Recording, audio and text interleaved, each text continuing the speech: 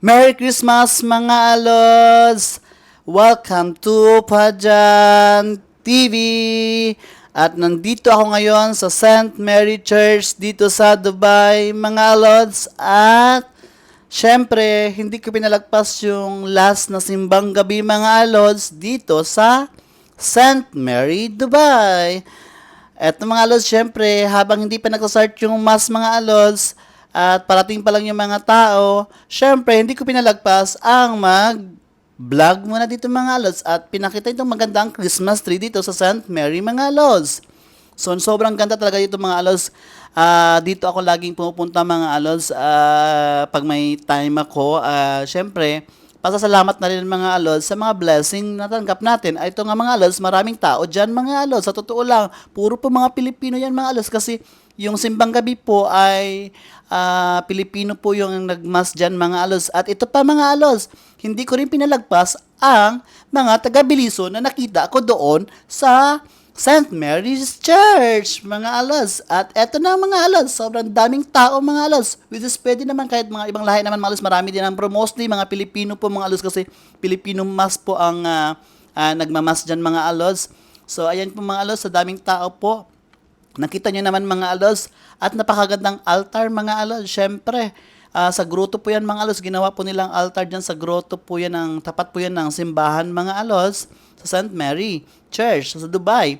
Syempre mga alods, eto, binidyohan ko kasi, na-amaze ako kasi mostly Pilipino po ang nakikita ko dyan sa ground na yan mga alods. Kung nakikita nyo naman, sobrang saya, sobrang tuwa kasi kahit nasa ibang bansa ako, ay parang nasa Pilipinas din ako alods. So parang gano'n, hindi ko namimiss masyado ang Pilipinas kasi maraming Pilipino at may mas pa na Pilipino. Syempre, sobrang happy ko mga alods. So lucky na may time ako na makapagpunta dito kahit last na ako ang simbang gabi. So nakapagsimbang gabi pa rin ako mga alods kahit hindi ko siya nakompleto. Thankful pa rin doon ako alods kasi nakadalaw ako sa St. Mary at nakapagsimba ako. Syempre, pinagdasal ko lahat ng tao sa buong mundo na sana maging merry ang Christmas nyo at naging masaya ang inyong Christmas ngayong 2023 at sasalubungin natin ang 2024 ng masagana at healthy at masayang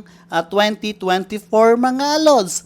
So ayan mga alods, syempre finokus ko sa altar. Sobrang ganda kasi mga altar. Na-amaze ako mga alods kasi parang feeling ko mga alods, parang nasa Pilipinas lang ako mga alods. Sa totoo lang mga alods, nagsasart na po dyan ang mass mga alods. At ito na nga mga alods, mga picture na nakuha ko kanina na habang wala pang mass mga alods. Kasi pag may may mass na, syempre kailangan mag-focus na tayo doon.